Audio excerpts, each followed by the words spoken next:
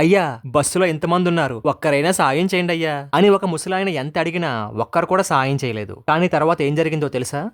బస్సులో ఒక పెద్దాయన చాలా హడావిడిగా ఊరు వెళ్ళడానికి బస్ ఎక్కాడు. ఆ బస్సులో చాలా మంది ప్రయాణికులు ఉన్నారు. కొంతసేపటికి ఆ బస్సు బయలుదేరగానే కండక్టర్ టికెట్లు ఇస్తూ అందరినీ టికెట్ తీసుకోవాలని అరుస్తూ ముందుకొస్తున్నాడు. అలా సగం మందికి టికెట్లు ఇచ్చి చివరిగా ఒక పెద్దాయన దగ్గరికి వచ్చి, ఓ పెద్దాయన, టికెట్ తీసుకో అని అడిగాడు. ఆ పెద్దాయన తన జోబీలన్నీ తడుముకొని చూసి, అయ్యయ్యో, నా జోబీలో 500 రూపాయల నోటు ఉండాలి, అదెక్కడో పడిపోయింది అని కొంచెం కంగారుగా చెప్పాడు. అది విన్న కండక్టర్ ఆ పెద్దాయనతో, ఓ పెద్దాయన, నువ్వు చెప్పేది నాకు అర్థమైంది, కానీ బస్సులో టికెట్ తీసుకోకపోతే మిమ్మల్ని మధ్యలోనే దించేయాల్సి వస్తుంది. మీరు ప్రయాణం చెయ్యాలంటే తప్పకుండా టికెట్ తీసుకోవాలి అంటూ ఆ పెద్దాయనతో గొడవ పడ్డాడు. అప్పుడు ఆ పెద్దాయన, కండక్టర్ బాబు, నేను ఒక ముఖ్యమైన పని మీద వెళ్తున్నాను. నేను ఈ క్షణాన్ని అక్కడికి వెళ్ళకపోతే చాలా ప్రమాదం జరుగుతుంది. నేను అక్కడికి చేరుకోగానే మీ డబ్బులు ఇచ్చేస్తాను, నన్ను నమ్మండి అని ఆ కండక్టర్ ని ఎంత వేడుకున్నా ఒప్పుకోలేదు. ఇక ఆ పెద్దాయనకి ఏం చెయ్యాలో అర్థం కాక బస్సులో ఉన్న వాళ్ళందరి వైపు చాలా దీనంగా చూస్తాడు, ఎవరైనా సహాయం చేస్తారేమోనని. కానీ ఒక్కరు కూడా ముందుకు రారు. ఇంతలో ఆ బస్సులోనే ఆ పెద్దాయన వెనకాల కూర్చున్న ఇంకొక వ్యక్తి,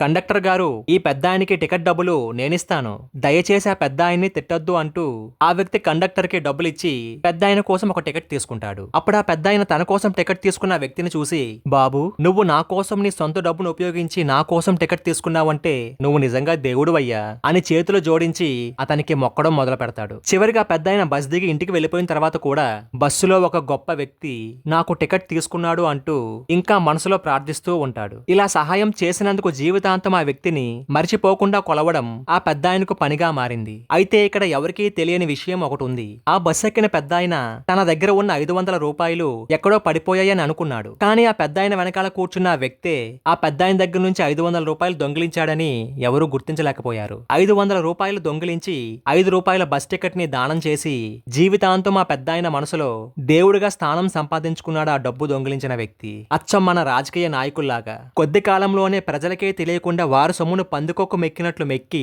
అదే ప్రజల ముఖాన ఉచితాలు అనే పేరుతో వారి ఎంగిలి చేతిని విదిలించి కొంత డబ్బును ప్రజల అకౌంట్ లో పడేస్తే బస్సులో ప్రయాణిస్తున్న పెద్దాయన దగ్గర డబ్బుల్ని ఆయనకు తెలియకుండానే కొట్టేసి ఆయన డబ్బుల్ని తిరిగి టికెట్ తీసుకోవడానికి ఆయనకు సహాయం చేసిన వ్యక్తిని గొప్పవాడని దేవుడని జీవితాంతం ఎలా పూజిస్తూ కూర్చున్నాడో అచ్చం అలాగే మన ప్రజలు కూడా ఈ రాజకీయ నాయకుల నిజస్వరూపాన్ని తెలుసుకోలేక ఉచితాలకు ఆశపడి వారినే దేవుడిగా పూజిస్తూ మా నాయకుడు గొప్ప అంటే మా నాయకుడు గొప్ప అంటూ వారి కోసం కొట్టుకు చస్తున్నారే కానీ మీ దగ్గర దోచుకున్న డబ్బునే ఉచితాల రూపంలో మీకు తిరిగి ఇస్తున్నారని గ్రహించలేకపోతున్నారు. మీరేమంటారు? అవునంటారా, కాదంటారా? కామెంట్స్ లో తెలియజేయండి.